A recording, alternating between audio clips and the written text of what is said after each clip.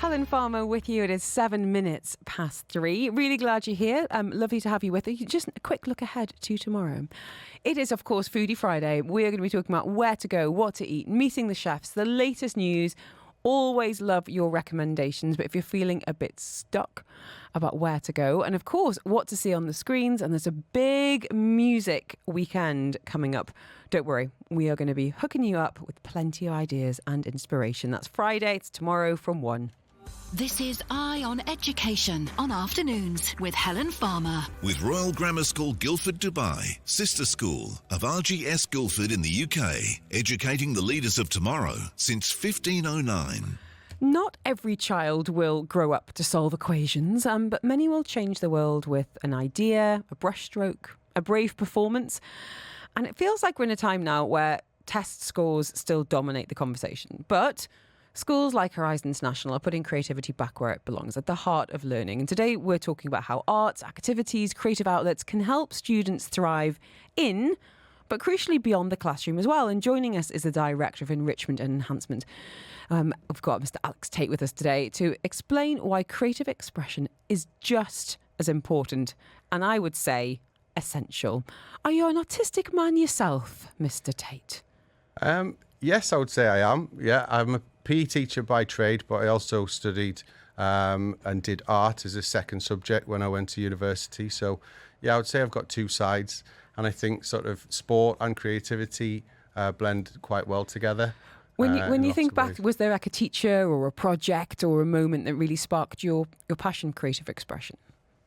I don't necessarily think there was a specific moment, but I really enjoyed creative subjects when I was at school. So I liked doing art, I liked doing woodwork, but also really thrived with PE and all the sports provisions in the school. So, that was something that I really enjoyed. However, I wasn't necessarily the most academic. I found some of the academic subjects quite difficult in my school. And it was quite an academic school, so there was a lot of competition to perform. And at first, I found that quite difficult to sort of find your confidence within academic subjects. But I sort of threw myself into the things that I really liked, which was the art and the PE. I think that can be really difficult because a lot of parents and a lot of teachers seem to value some subjects over others, and it can take a very special school environment or parent to say, I see what you can do, I can see your talent, I can see your passion, and I want to really nurture that, even if it goes against my ideas of what traditional academic success looks like. Yeah. I mean, I did have a very good PE teacher there, Mr. Davey, I remember him. But it was a very good school for sport, and there were a lot of opportunities that I was very lucky to have, and that sort of really helped find my confidence and build my identity really within the school. So, all right, I might not have been getting the top grades in class, but I was definitely performing well on the sports field. So, that really helped develop my confidence and build friendships across the school. And that's where I really got my sort of enjoyment from school. And it led on to lots of other opportunities, really. So, for example, I wanted to explore qualifications such as doing my FA badge or doing Duke of Edinburgh first aid qualifications. I did Sports Leaders Awards and Hanson Awards. And all of those things really helped sort of build my sort of portfolio of evidence for when I went on to try and sort of pursue a career in sport, because that's where, my passions lay. And it worked out. But it does take a certain environment and parents. So my brother's a musician. He's a rock star. There's no other way of saying it. Like, he travels the world as a rock star. And he had one teacher, Mr. Morell, who was my teacher as well, a few years before. But he was the one that saw in Michael that, you've got something, and how can we bolster that? How can we get you part of that school community? How can we get you out of the school community to stand on your own 2 feet?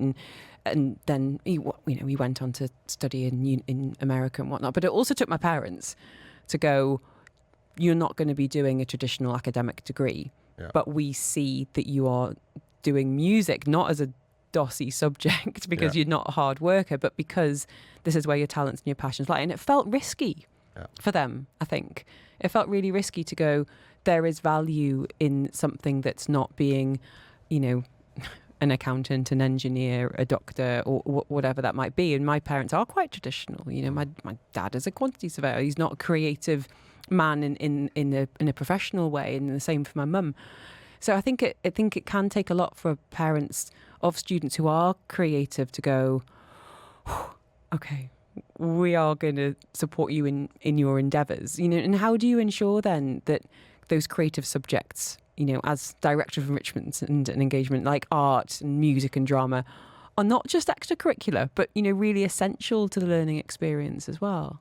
I think, all of those enrichment aspects were the things that I really enjoyed about school, and they're the things that I remember. So from my sort of role, I think I've got the best role in the school, really, because, I get to have all the enjoyable aspects of school. It also allows me to be a bit creative and come up with, new enrichments for everyone. But ultimately, I think it starts with the culture of the school, and you need good leaders who really believe in creativity and they value it equally to other subjects from across the school. And I'm not saying that schools are very traditional in terms of your sciences, your English, are wrong. I'm definitely not saying that. And what I'm saying is that there's a school for everyone. And if your child is thriving in the areas we're talking about today, then to find a school that sees the value is going to make them feel at home, and kids learn in every area when they feel safe and happy and secure. We're going to dig into this a little bit more. As I said, we've got Mr. Alex Tate with us today, who's the Director of Enrichment and Enhancement at Horizon International School. Do you have a teacher that stands out for you? Are you working in a creative field now? Let us know, 4001. We're talking about collaboration, about creative outlets as well, and even things like leadership. We've touched on it there in PE, but what about on the stage as well? 4001, the text lines are open. We're going to head over now and catch up with Jen, see what's happening on the roads. Coming up to 3:15. Dubai Eye 103.8 traffic. With Yas Island Abu Dhabi. Stay at iconic hotels and play at record-breaking theme parks. Book now on yasisland.com. Jennifer Crichton, what do we need to know about the drive home today? It is starting to look very, very busy out there. We've got an accident right now on Hessa Street between Al Khail and Sheikh Zayed Road. Always the area that's busy anyway, so it's not looking too clever at the moment. Avoid if you can. The accident is on the carriageway heading towards the coast, but it is incredibly slow moving in both directions. The E11 at the bottom of Hessa Street, very busy. That eases off around Al Barsha, but then it's getting busy again in patches the length of the Sheikh Zayed Road, and it really kicks in again around Business Bay when it is slow moving all the way to Trade Centre roundabout. The opposite direction, we have an accident southbound on the Sheikh Zayed Road alongside the Dubai Frame. We've got very heavy traffic from the creek down to that accident. There's also an accident on the E66 around Zabil and one on the D83 in front of Festival City. So that whole area, both sides of the creek, very, very busy right now. As you head north, 311, the traffic is, it's starting very early today. You're going to hit slow-moving traffic around Dubai International City, and that is continuing all the way through Sharjah's industrial area. Southbound, we have an accident in Sharjah at the junction of the 311 and the D97, and then it's very slow-moving all the way down to DXB. Similar picture on the E11 northbound. Traffic starting around DXB and continuing all the way through Sharjah, and it is very slow in the opposite direction as well. And then lastly, an accident on the E11 at the junction with the E88 in Sharjah. That is causing very slow moving traffic in every possible direction off of that roundabout, so avoid that if you can as well. Anything I've missed, let us know. 4001 on the text. Thank you, Jen. Dubai Eye 103.8 traffic. Now, next week, Out and About. It's the biggest event for travel enthusiasts and professionals, and it is back, of course. Dubai Eye 103.8 will be there. Arabian Travel Market taking place from April 28th, so just 4 days away until May 1st. Of course, at Dubai World Trade Centre. And it's about the future of tourism, enhanced connectivity, innovations, and some of the influential voices who are leading the travel industry as well. The numbers are huge. 47,000 professionals, 2,600 exhibitors and 160 countries in participation. Of course, the agenda will be on ground, broadcasting live from the event on opening day. If you want to be there, it is wtm.com/ATC. 8am. More of Afternoons with Helen Farmer is coming up next. On the UAE's #1 talk. You're listening to Dubai Eye 103.8. It is Super Trump. It is 22 minutes past 3. It is Eye on Education this hour. So just a little reminder, if you want to catch up on any of these conversations on a Thursday, it is a completely standalone podcast called Eye on Education. But if you want to catch up on what we were talking about earlier today, which was about hiring freezes, salary lowballing, and which industries here in the region are actually booming, plus advice. If you've got any friends who are looking to move to the UAE, we had a panel of experts, and that is our standalone podcast for the Thursday, which is Afternoons with me, Helen Farmer.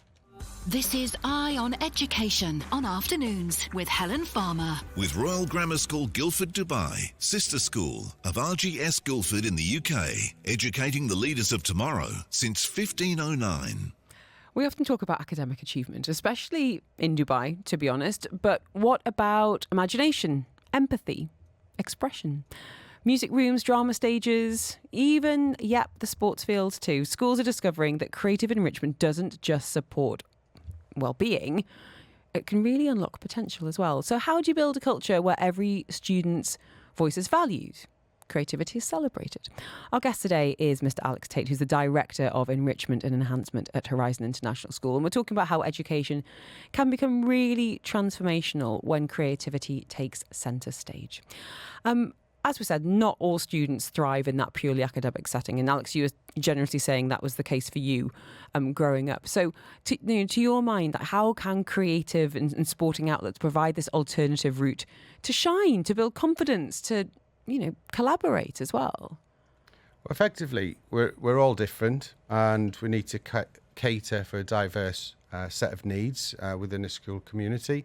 So we need to be able to offer a range of different activities throughout the week, whether that's through the curriculum or whether it's through enrichment. So what kind of ECAs are you guys doing, and what's popular? Have you noticed anything that's been really people are competing for? I mean, everyone loves the creative opportunities that we have. So, we offer learning musical instruments, being part of the school band or in the choir. I think we've got near enough 80 students in the choir, which is really, really popular.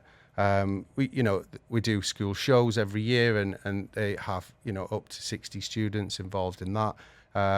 There's dance squads, and they always compete in desert dance and do school shows as well. So, there's lots. But not only that, we do fashion.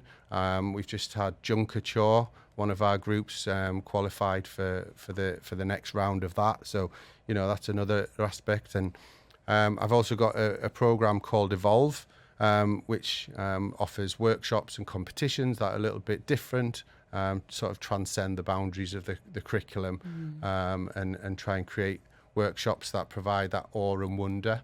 And get students working collaboratively. Awe and wonder. It does seem that there's a big emphasis on leadership there, and that inspiring dialogue amongst students and educators. To your mind, how important is it to create platforms where ideas can be shared, voices can be heard? Because it is very natural, and we see it all the time, that sometimes, as my husband would say, the squeaky wheel gets the grease, and it's making sure that everyone has a platform. How can you possibly do it?